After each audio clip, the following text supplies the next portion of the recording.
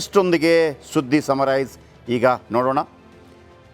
Nigambodh ಘಾಟ್ನತ್ತ doctor Singh ಪಾರ್ಥಿವ ಶರೀರ ಕೆಲವೇ ಕ್ಷಣಗಳಲ್ಲಿ ಸಿಖ್ ಸಂಪ್ರದಾಯದಂತೆ ಅಂತ್ಯ ಸಂಸ್ಕಾರ.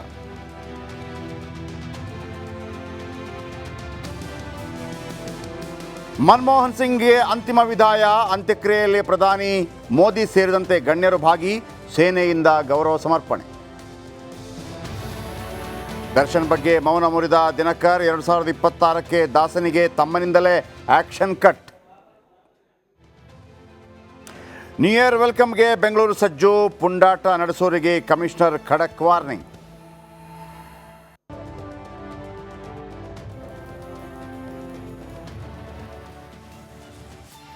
ಓಕೆ, ಇದೀಗ ಮಾಜಿ ಪ್ರಧಾನಿ ಮನಮೋಹನ್ ಸಿಂಗ್ ಅವರ ಅಂತ್ಯಕ್ರಿಯೆಯ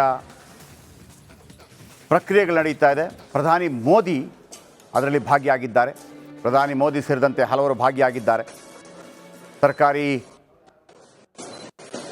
ಸೇನಾ ಗೌರವ, ನಮ್ಮ ಸೇನಾ ಗೌರವದೊಂದಿಗೆ ರಾಜ್ಘಾಟ್ ಬಳಿ ಅಂತ್ಯ ಸಂಸ್ಕಾರ ನೆರವೇರಲಿದೆ. ಸಿಖ್ ಸಂಪ್ರದಾಯದಂತೆ ಪ್ರಧಾನಿ ಮೋದಿ, ಅಮಿತ್ ಶಾ.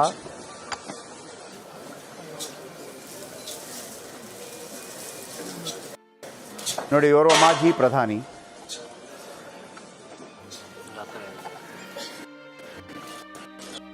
ಅತ್ಯಂತ ಗೌರವಪೂರ್ವಕವಾಗಿ ನೋಡಿ, ಕಾಂಗ್ರೆಸ್ ಸರ್ಕಾರದ ಇದ್ದಾಗ ಇವರು ಪ್ರಧಾನಿಯಾಗಿದ್ದರು. JP ನಡ್ಡಾ ಗೌರವಾರ್ಪಣೆ. ನೋಡಿ, ಕಾಂಗ್ರೆಸ್ ಸರ್ಕಾರದ ಪ್ರಧಾನಿಯಾಗಿದ್ದರು, ಕಾಂಗ್ರೆಸ್ ಸರ್ಕಾರದಲ್ಲಿ ಪ್ರಧಾನಿಯಾಗಿದ್ದರು.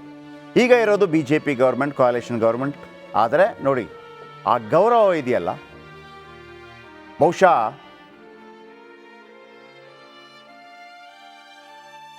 ಈ ಭಾರತಕ್ಕೆ ಹೊಸ ದಿಕ್ಕು ದೆಸೆಯನ್ನು ತೋರಿಸಿದಂಥ ನಾಯಕ. ಬಹಳ ಮುಖ್ಯವಾಗಿ ಇಂಥದೇ ಗೌರವ ನಿಜವಾಗ್ಲೂ ನರಸಿಂಹರಾಯರಿಗೂ ಸಿಗಬೇಕಾಗಿತ್ತು. ಕೆಲವೊಂದು ವಿಧಿಲಿಖಿತ. ಆದರೆ ಅಟ್ಲೀಸ್ಟ್ ಮನಮೋಹನ್ ಸಿಂಗ್ ಅವರಿಗೆ ಸಿಕ್ತಲ್ಲ ಅಂತಾದರೂ ಕೂಡ ನರಸಿಂಹರಾಯರ ಆತ್ಮ ಸಂಭ್ರಮಿಸಬಹುದೇನೋ. ಯಾಕಂದರೆ ನರಸಿಂಹರಾವ್ ಇಲ್ಲದೇ ಇದ್ದಿದ್ರೆ ಆ ಸಂದರ್ಭದಲ್ಲಿ, ನಾನು ಹೇಳ್ತಿರೋದು ಇವರು ಪ್ರಧಾನಿಯಾಗಿ ಮಾಡಿದ ಕೆಲಸಕ್ಕಿಂತಲೂ ದೊಡ್ಡದಾಗಿ ಇವರು ಅರ್ಥ ಸಚಿವರಾಗಿ ಮಾಡಿದಂಥ ಕೆಲಸ ಇದೆಯಲ್ಲ, ಅದು ಭಾರತದ ದಿಕ್ಕು ದೆಸೆಯನ್ನು ಬದಲಿಸಿತು. ಇವತ್ತು ಯಾರಾದರೂ ಬೆನ್ಸ್,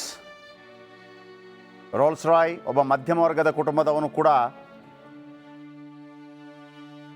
ವಿದ್ಯಾವಂತನಾಗಿ ಬೆಳೆದು ಅಥವಾ ಎಂಟ್ರಪ್ರನರ್ ಆಗಿ, ಬಿಸ್ನೆಸ್ ಮ್ಯಾನ್ ಆಗಿ ಬೆಳೆದು